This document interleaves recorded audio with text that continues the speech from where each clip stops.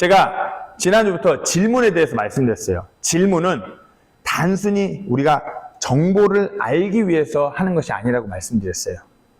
성경 기록에서 사람들이 하는 질문에도 단순히 그냥 뭘 알기 위해서 뭔가 묻는 개념이 아니라고 지난주에 말씀을 드렸어요. 근데 오늘 이 질문은 하나님께서 인간에게 하신 질문이에요. 전지전능하신 하나님이요. 모든 것을 다 알고 계시고 모든 것을 다 하실 수 있는 분임에도 불구하고 질문을 던지시는 데는 그 이유가 있다는 것이에요.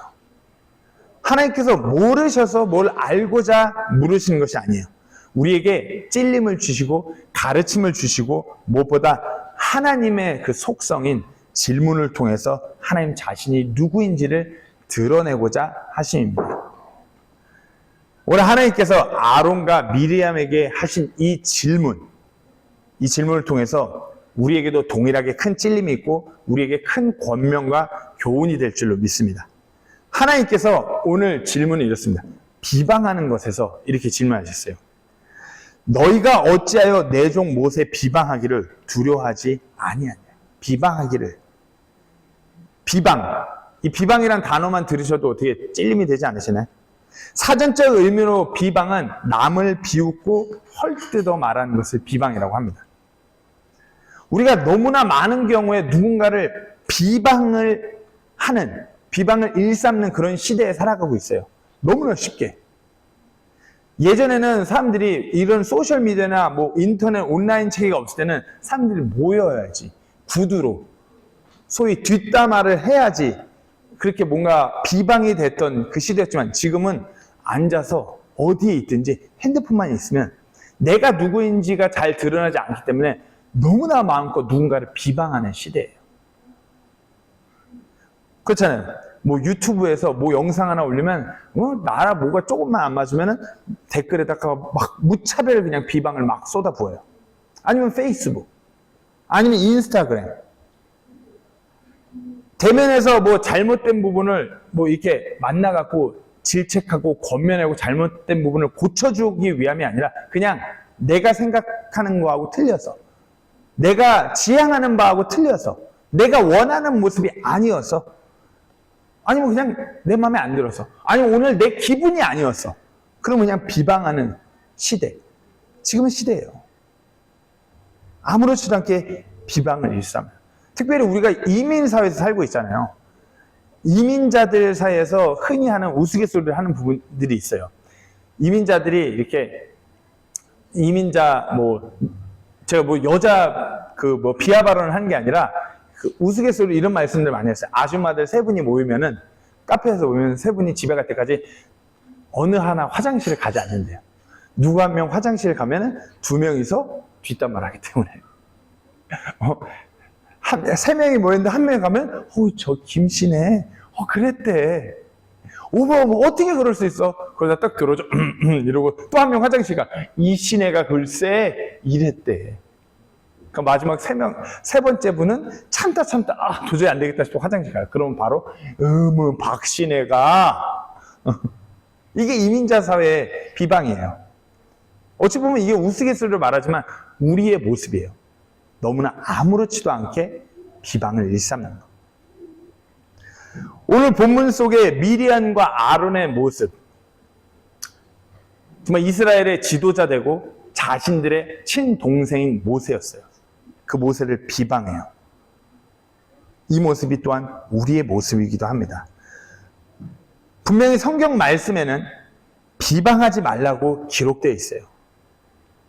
신약 성경에도 비방하지 말라는 말씀이 거듭 반복해서 나와요. 매일의 삶에서 근데 우리는 누군가를 늘 비방해요. 누구한테 만나서 누가 이랬대더라. 회사에 가서는 회사 부장님 과장님 시선이 피하면은 야 우리 부장 우리 과장 이렇다. 어떻게 이럴 수 있냐. 교회에서도 누구 이렇게 가면 누가 오면 이게 안 하는데 야 이랬대더라. 그 형제 이렇다더라. 하나님께서는 사랑하라고 말씀하셨어요.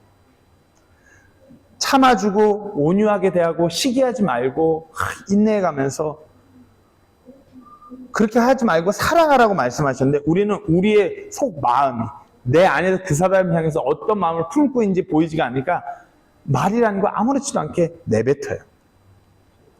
교회라는 간판, 크리스찬이라는 간판, 성경대로 믿는다는 어찌 보면 침례교회의 이름을 건 분들이 때로는 더할 때가 있어요.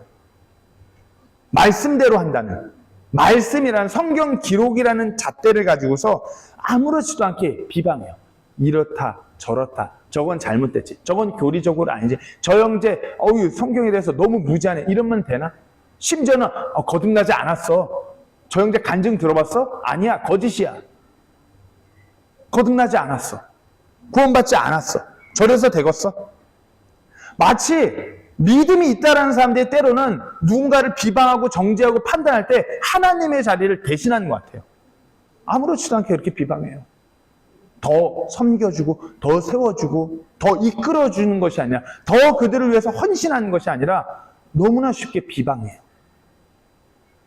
성경 말씀에서는 분명히 말씀하십니다. 에베소 4장 31절 말씀에 너희는 모든 쓴 것과 진노와 분노와 소리 지르는 것과 비방하는 것을 모든 악의와 함께 버리고, 디도서 3장 2절 말씀에 아무도 비방하지 말며 말다툼하는 자가 되지 말고 부드러우며 모든 사람에게 온전히 온유함을 보이게 하라.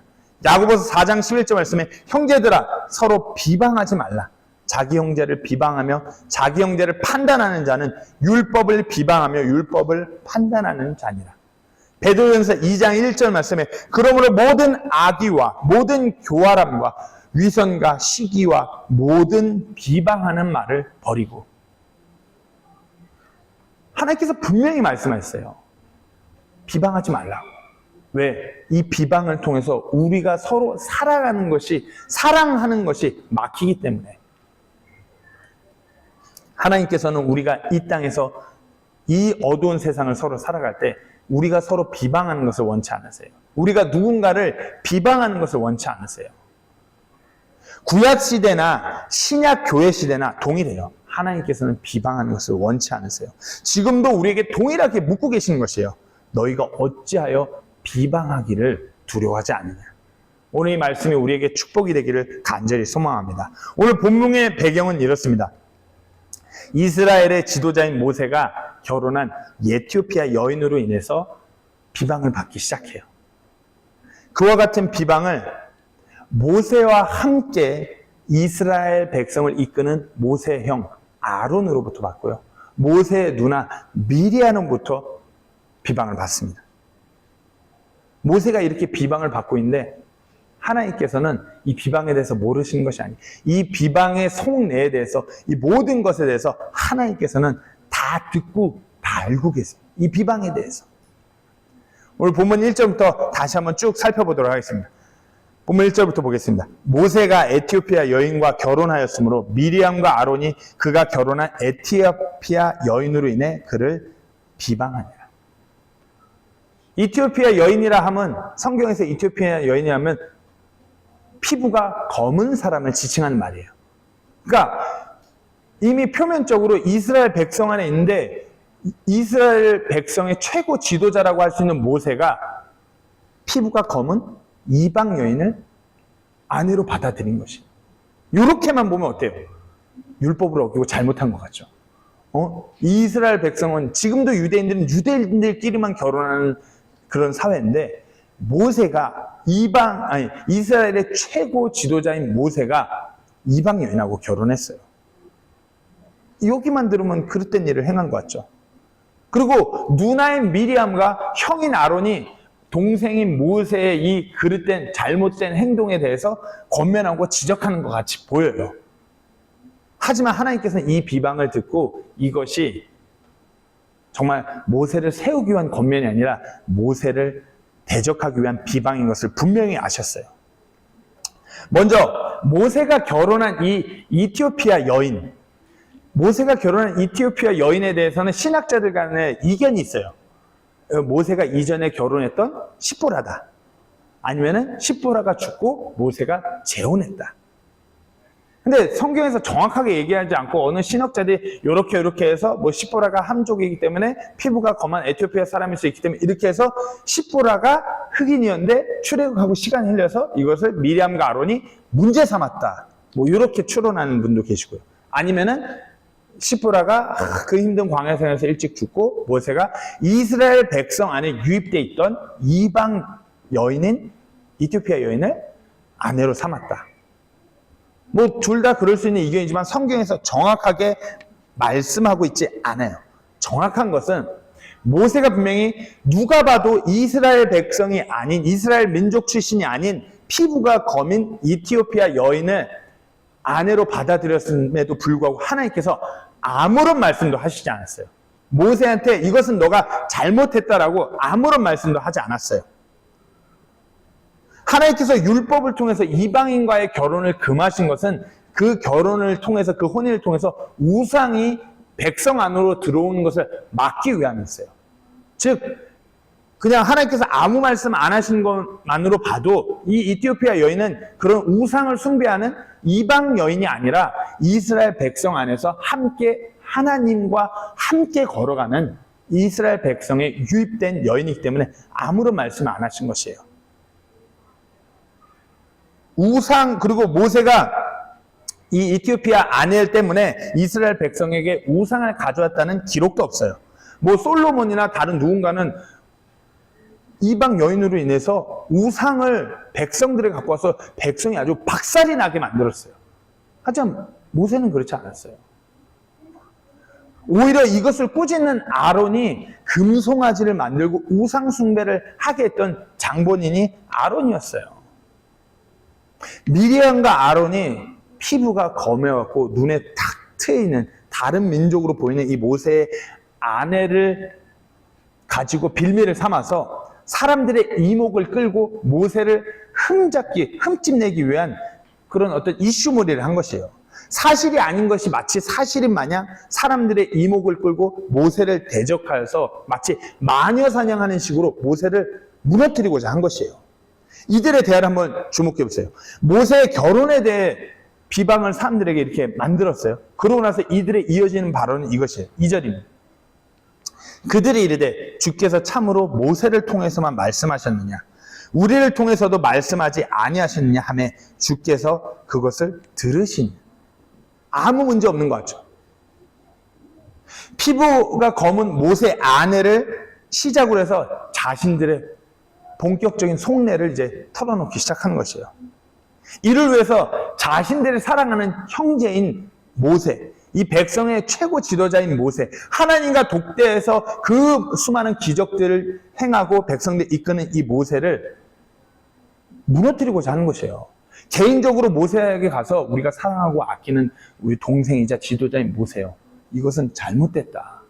너가 하나님 앞에 회개하고 이것을 바로 잡아야 돼. 이렇게 사랑 안에서 권면하는 것이 아니라 2절을 보시면 그들이 이르되 주께서 참으로 모세를 통해서만 말씀하셨냐. 즉 다시 말해서 모세에 가서 조용히 어떤 지도자들과 이 문제에 대해서 논의하는 것이 아니라 백성들에게 이것을 이슈를 하는 것이에요.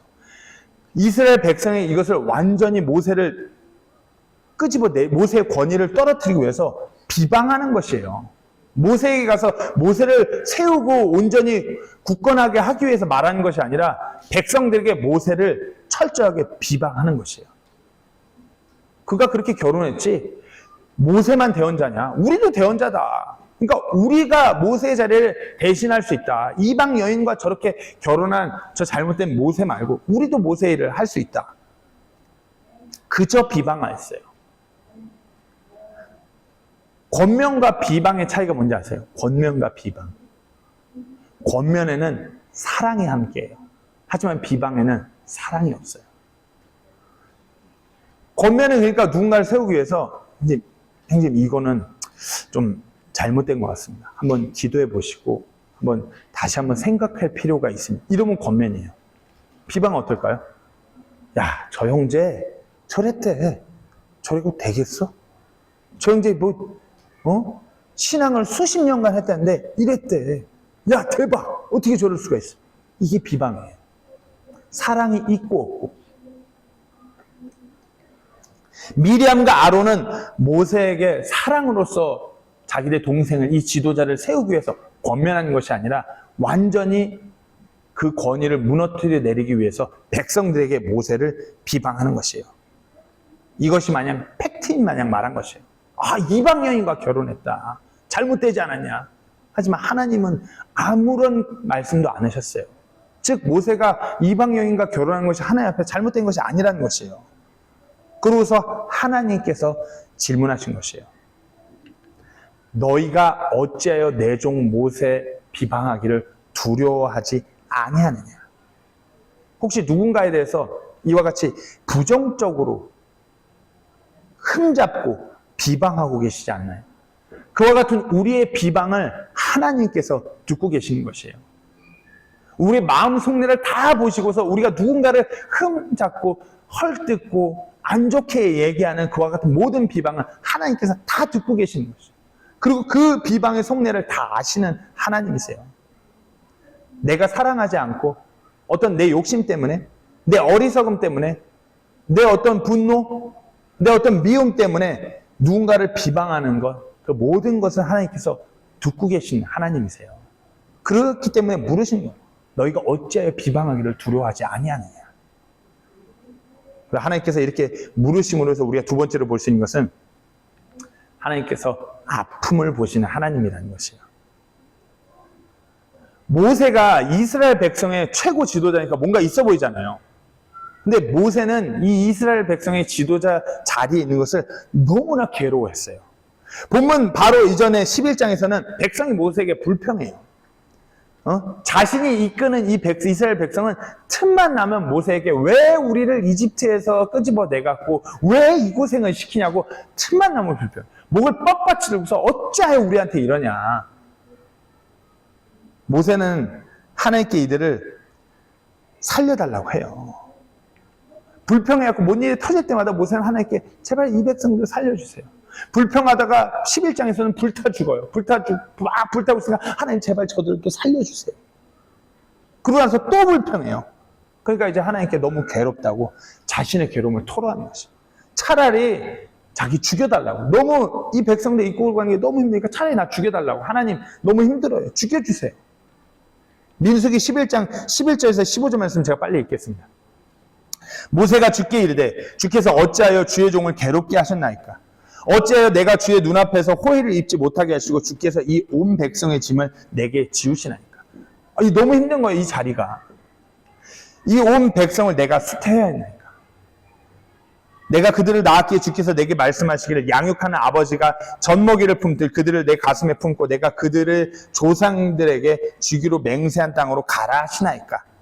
이 온 백성에게 줄 고기를 내가 어디서 얻으리까. 그들이 나를 향해 울며 이르기를 우리에게 고기를 주어 우리가 먹게 하라 하니 이 일이 내게 심히 무거워 나 혼자서는 이 온 백성을 감당할 수 없나이다. 주께서 나를 이같이 대우하시려거든 원하건대 즉시 나를 죽이시옵소서.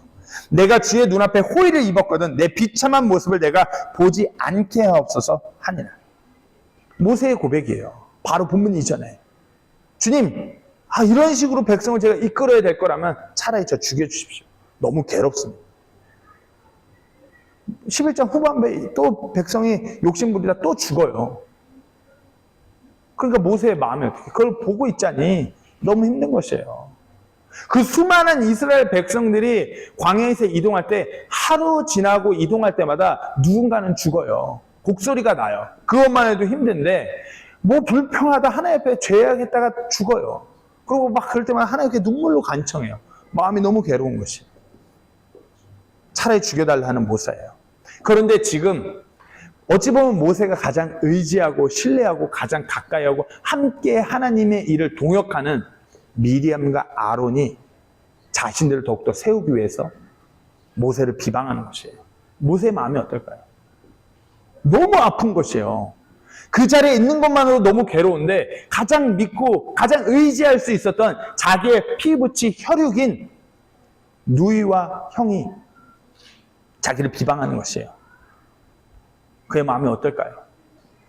만약 이전의 모세였더라면 난리가 났을 것이에요. 이전에 모세는 아주 혈기왕성했어요. 이집트 사람이 자기 형제인 히브리 족속을 막 한다고 바로 가서 죽이는 모세였고, 하나님 독대해갖고 십계명을 받고 내려왔는데 금송아지 막 이러고 춤추고 난리난 이런 모습을 보자마자 모세가 내려왔고 금송아지를 불에 태워갖고 부숴 가루를 만든 다음에 물에 섞어서 그 우상숭배한 사람 마시게 한 게 모세였어요. 아주 화나면 난리가 나는 모세였어요. 출애굽기 32장 20절 21절 말씀에 그들이 만든 송아지를 취해 불에 태우고 그것을 부수어 만들고는 물에 뿌려 이스라엘 자손이 그것을 마시게 하니라. 모세가 아론에게 이르되 이 백성이 내게 무슨 일을 할기에 네가 그들에게 이렇게 큰 죄를 가져왔느냐 하니, 아론이 모세가 없을 때 한 건 올리는가 할 때 이때 아주 묵사발이 났죠. 이거 금송아지를 갈아갖고 물에 타서 마시게 하는 모세니. 그러니까 아론은 그때 이게 쓴뿌리가 있었고 미리암이 그럴 때 같이 숟가락 하나 얹었고 같이 모세를 비방한 것이에요. 너무나 모세가 어렵고 고통스러운 이 순간에 자신을 비방한 형, 누나. 근데 모세는 이전과 같지 않았어요. 그러니까 하나님께서 이렇게 말씀하십니다. 그런데 그 사람 모세는 매우 온유하여 지면의 모든 사람들보다 온유하다. 2절, 4절만 그냥 읽어도 전혀 문제가 없어요. 문맥이. 근데 가로치고 마치 3절을 주석처럼 하나님께서 집어넣으신 것이에요. 미리암과 아론이 모세를 막 비방하고 그만 대언자다. 우리도 대언자다. 막 얘기하고서 4절에는 그러고서 주께서 갑자기 모세와 아론과 미리암에게 이르시되, 그러니까 요거 빠져도 전혀 지장이 없어요. 그렇게 대언하고 하나님이 들으시고 부르신 거예요. 근데 3절이 이렇게 들어가 있어요. 그런데 그 사람 모세는 매우 온유하여 지면의 모든 사람들보다 온유했다. 그런데 영어로는 now예요. 지금. 그러니까 이전의 모세가 아니라 지금은 모세는 매우 온유하고 지면의 모든 사람들보다 온유했다는 것이에요. 너무나 괴롭고 힘든 상황에서 자기가 가장 믿고 신뢰하는 사람들이 자기의 마음에 가장 큰 비수를 꽂고 아프게 또 아프게 하지만 모세는 온유하게 그것을 견뎌낸 것이에요. 참아낸 것이에요. 너무나 아팠겠죠. 그럼에도 불구하고 어떻게 해요? 자기가 가장 사랑하고 아끼는 자기 형 누나, 그저 아파하면서 그냥 끙끙대면서 또 가슴 아래 하면서 이렇게 안고 가는 것이에요. 하나님께서 이렇게 아파하는 모세를 보고 말씀하신 것이에요. 모세는 온유하다. 매우 온유하다. 이 지면의 모든 사람들보다 다 온유하다. 그의 아픔을 모세가 이렇게 끌어안고 끙끙대는 것을 하나님께서 보시고 말씀하신 것이에요. 그러고서 어떻게 해요? 모세 당장 비방을 듣는 이 순간에도 인내하는 모세를 바라보시면서 하나님께서 그 아픔을 보시고 하나님께서 개입하시기 시작하셔요. 하나님께서는 단순히 비방하는 자는 그 사람의 마음만 보시는 것이 아니라 비방을 당하는 사람의 그 아픔과 그 마음까지도 보는 것이에요. 비방의 대상이 되어서 상처받고 아파하는 그 사람의 마음을 보시고 기억하시고 돌봐주시는 하나님이세요. 4절부터 또 읽겠습니다. 주께서 갑자기 모세와 아론과 미리암에게 이르시되 너희 세 사람은 회중의 성막으로 나아오라 하시니 그들 세 사람이 나가매 주께서 구름 기둥 속에서 내려오사 성막 문에 서시고 아론과 미리암을 부르심으로 그들이 둘 다 나아가니라. 그분께서 이르시되 이제 내 말들을 들으라. 너희 가운데 대언자가 있으면 나 주가 환상 계시로 나를 그에게 알리기도 하고 꿈으로 그에게 말하기도 하리라. 그러나 내 종 모세는 그런 대언자가 아니니 그는 나의 온 집에서 신실한 자니라. 그와는 내가 입에서 입으로 명백히 말하고 은밀한 말로 하지 아니하며 또 그는 주의 모습을 볼 터인데 너희가 어찌하여 내 종 모세 비방하기를 두려워하지 아니하느냐 하시니. 모세의 아픔을 보시고 그들을 불러서 그들에게 직접 질문을 던지시는 하나님이세요. 너희가 어찌하여 내 종 모세 비방하기를 두려워하지 아니하느냐. 아픔을 모른 척 하시는 하나님이 아니세요. 그 모든 상황과 아픔을 보시고 직접 돌보시는 하나님이세요. 시작부터 끝까지 하나님 다 보고 계시고 다 알고 계세요. 우리가 때론 이 세상을 살아가다 보면 그리스도인이기 때문에 비방을 받아요. 그리스도인이기 때문에 이 세상에서 아파요. 세상은 그리스도인들이 정말 진리 안에서 말씀대로 살아가고자 한다면 우리를 비방해요. 우리가 서 있는 믿음의 위치에서 우리를 내리기 위해서 어떤 거짓 곳을 해요. 삶 가운데 이런 경험 한번 있지 않나요? 하나님 위해서 믿음대로, 내가 말씀대로, 정말 하나님 말씀대로 살아가려고 끙끙대요. 근데 주변에서 우리를 비방해요. 아파요. 누군가가 막 내가 이것이 사실이 아닌데 사실인 마냥 막 뒤에서 막 사람들이 얘기를 해요. 막 상처를 받고 아파요. 근데 너무 힘들어하지 마세요. 내가 막 그것에 대해서 막 변명 안 하고 막 그렇지 않는다고 해도 하나님께서 다 보고 다 알고 계세요. 막 그렇잖아요. 때로는 이민사회에서 저희가 한번 이슈가 됐잖아요. 만나면은 다들 알고 있어요. 아, 이상한 교회. 토요일에도 집 앞에서 한국 사람 만나갖고 전도해 주는데 뭐 알고는 있다고 하더라고요. 우리가 그런 소문을 듣는 거죠. 이상한 교회라고. 매번 사람들이 그래요. 이상한 교회라고.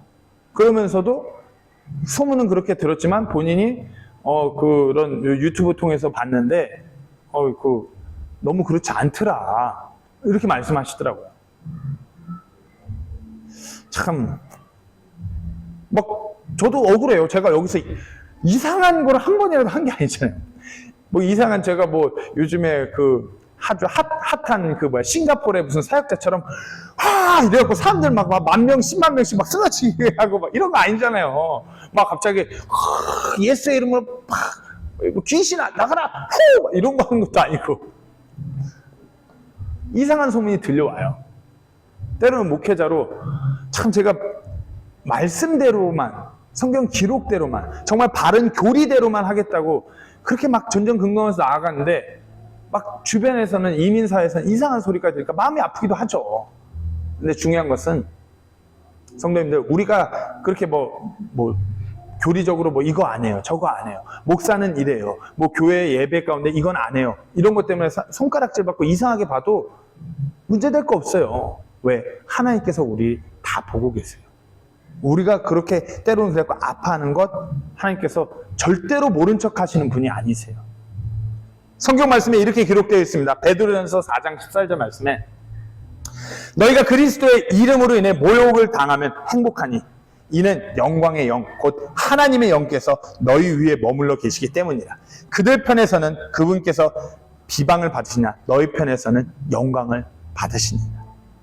우리가 그리스도의 이름 때문에 막 모욕당하고 비방당해도 하나님의 영이 우리 위에 머물러 계세요. 우리와 함께 하세요. 우리를 돌봐주세요. 우리 눈에 인간적으로 뭐가 안 되는 것 같고 아닌 것 같고 싶어도 하나님께서 일하시고 계심을 분명히 아셔야 됩니다. 계속 나가겠습니다. 이 질문을 통해서 우리가 또 볼 수 있는 것은 사랑, 그 용서를 원하시는 하나님이시라는 것이에요. 9절부터 12절까지 또 읽겠습니다. 주의 분노가 그들을 향해 타올라 그분께서 떠나시매 구름이 성목에서 떠났고 보라 미리암은 나병에 걸려 눈같이 희게 되었더라. 아론이 미리암을 보니 보라 그녀가 나병에 걸렸으므로 아론이 모세에게 이르되 내 주여 우리가 어리석게 행하여 죄를 지었으나 간청하건대 그 죄를 우리에게 돌리지 마옵소서. 그녀가 자기 어머니 태에서 나올 때에 살이 반이나 소멸되어 죽은 자 같이 되지 말게 하옵소서 하니. 미리암이 나병에 걸려요. 그리고 아론이 모세에게 간청해요. 방금 전까지 정말 지도자의 자리가 너무 어렵고 힘들고 너무 괴로워하는 그 모세를 비방했던 이 둘이에요. 그 자리를 탐냈던 이 둘이에요. 근데 미리암이 나병에 걸리자 아론이 미리암을 위해서 자신이 막 직전까지 비방했던 모세에게 간청하는 것이에요. 미리암을 살려달라고. 한번 잘 생각해 보세요. 아론이 이전에 전과가 있어요. 이전에 금송아지 사건 했을 때도 아론은 모세에게 하나님 앞에 그 자신의 죄를 회개하지 않았어요. 근데 지금 이 순간에 어떻게 하냐? 보시면은 모세에게 이르되 내 주여, 우리가 어리석게 행하여 죄를 지었으나 간청하는데 그 죄를 우리에게 돌리지 마소서. 자신의 죄를 진정 시인하고 모세를 주라 부르면서 미리암을 살려달라고 간청해요. 자기가 지금 미리암처럼 될까봐 두려워서 그것이 아니라 미리암을 살려달라고, 다른 일을 위해서 이렇게 중보 요청을 하는 아론인 것이에요. 그 누이가 정말 살이 다 뜯겨나가고 그럼 반송장처럼 되지 않게, 모세요, 내 주여, 내가 모시는 정말 백성의 우리의 지도자는 내 주여 살려달라고 간청하는 아론인 것이에요. 누군가를 사랑해야 하는 아론의 그 마음을 하나님께서 보시는 것이에요. 그러니까 모세가 어떻게 해요? 모세가 주께 부르짖어 이르되 오 하나님이여, 간청하건대 이제 그녀를 고쳐 주옵소서 하니라. 보면 뭐예요? Moses cried unto Lord. 그러니까 막 주님 이제 됐으니까 저 미리암 그만 나변 고쳐주십시오, 이거 아니에요. cry, 부르시는 것이죠. 주님 제발 미리암 살려달라고. 아론이 모세에게 그렇게 중보 요청을 한 것이에요. 미리암을 살려달라고. 간절히 누군가를 위하는 그 아론의 마음, 모세도 동일하게 미리암을 위하는 마음으로 하나님께 간절히 간청한 것이에요. 고쳐주옵소서. 부르짖은 것이에요. 당장 죽게 내버려둬도 무방해요. 모세 입장에서 괴로워 죽겠는데 나한테 비방하고 나한테 어떻게 이럴 수 있어. 내가 가장 사랑하고 신뢰했던 이들인데. 근데 모세가 사랑해, 용서해요. 그리고 하나님께 간청해요. 거기 14절부터 16절에 주께서 모세에게 이르시되 그녀의 아버지가 그녀의 얼굴에 단지 침을 뱉었을지라도 그녀가 이레 동안 부끄러워하지 아니하겠느냐. 그녀를 이레 동안 진영 밖에 가두고 그 뒤에 다시 안으로 받을지니라 하시니. 미리암이 이레 동안 진영 밖에 갇혀 있었고 백성은 미리암이 다시 들어올 때까지 이동하지 아니했다가 그 뒤에 백성이 하세롯에서 이동하여 바란 광야에 진을 쳤더라. 미리암과 아론을 용서하고 그들을 위해서 중보적인 또 간청을 하는 모세를 바라보시면서 하나님께서도 용서하신 것이에요. 이들 모두가 하나님께서 사랑하시는 자신의 백성이기 때문이에요. 서로 사랑하기를 원하시는 하나님의 그 뜻대로 서로 용서하고 서로 사랑하는 이 모습을 하나님께서 보시고 용서하는 것이에요. 마치 이렇게 하면 앞으로 미리암이 모세를 비방하고 다시 나병도 낫고 했지만 이제 완전 낙인이 찍힌 거죠. 이스라엘 백성의 지도자를 비방, 같지 않은 그 같은 비방했던 그 낙인이 찍힌, 그래갖고 나병까지 걸렸던 그런 미리암, 백성들로부터 막 멸시받고 천대받는 그런 역할로 남은 여생을 살아가는 것이 아니에요. 하나님께서는 용서하신 것이에요. 그렇기 때문에 뒤에 이런 기록이 있습니다. 미가 6장 4절 말씀에 내가 너를 이집트 땅에서 데리고 나오고 종들의 집에서 너를 구속하여 내 앞에 모세와 아론과 미리암을 보냈습니다. 잘 보세요. 모세를 비방으로 나병까지 걸렸던 미리암인데 하나님께서는 이 미리암을 용서하셨기 때문에 하나님께서는 이 미리암을 이스라엘 백성에게 보낸 대언자로 기억하시는 것이에요. 하나님께서는 우리와 같은 재성을 가지신 분이 아니에요. 용서하시면은 깨끗이 용서하시는 것이에요. 그러니까 어떻게 해요? 미리암은 용서받았기 때문에 하나님의 대언자로서 하나님께 기억되고 그 백성에게도 그렇게 기억된 것이에요. 백성에게 묻는 것이에요. 그래서 이스라엘 백성은 너희에게 모세, 아론, 미리암을 내가 보내지 않느냐 그렇게 말하는 것이에요. 하나님께서 용서하시기 때문에. 하나님께서는 하나님이 이렇게 용서하셨던 이와 같은 용서, 이와 같은 사랑을 우리가 서로 우리 관계 가운데서 행하기를 원하시는 것이에요. 때문에 이 사건을, 이 아론과 미리암이 모세를 비방한 이 사건을 성경 기록에 기록하셔서 우리에게 가르침을 주시는 것이에요. 하나님께서 원하시는 것은 누가 잘했다, 못했다, 누가 잘났다, 못났다, 누군 맞고 누군 아니다, 누가 진짜 지도자고 너는 그냥 아니고 오른팔 왼팔 이런 거 말씀하시는 것이 아니라 서로 용서하는 것, 서로 사랑하는 것. 설령 너무나 아픔 가운데 있는 자를 누군가 비방할지라도 그 사람은 용서하고 또 너희도 서로 사랑하는, 하나님께서 그리하셨기 때문에 그 가르침을 우리에게 주시는 것이에요. 모세를 도우는 오른팔 왼팔이라고 할 수 있는 아론과 미리암에게 질문하셨어요. 너희가 모세 비방하기를 어찌 두려워하지 아니하느냐. 그 질문으로 하여금 그들에게 찔림이 되게 하시고 회개하게 하시고 그들이 섬기고 바라보는 하나님이 어떤 하나님인지 하나님의 마음을 알게 하신 것이에요. 이 질문을 통해서. 그리고 본보기로 미리암에게 가장 부정하다는 나병을 걸리시게 함으로 인해서 백성 모두를 가르치시고 이 기록이 지금 우리 손에 성경 기록으로 전해질 때까지 보존하셔서 우리에게도 지금 동일한 가르침을 주시는 것이에요. 하나님께서는 말씀하시고 그 말씀이 진리로 우리 가운데 일하시도록 행하시는 하나님이세요. 모세의 이 비방 사건도 하나님께서 말씀하신 그 율법대로 하나님께서 행하심으로 가르침을 주신 것이에요. 신명기 24장 9절 말씀에 이렇게 기록되어 있습니다. 너희가 이집트에서 나온 뒤에 주 내 하나님께서 길에서 미리암에게 행하신 일을 기억할지. 그러니까 이 사건을 기억하라 이것이에요. 하나님께서 말씀대로 행하셨던 그 일을 기억하라. 나병을 주셨던 것, 그것을 기억하라.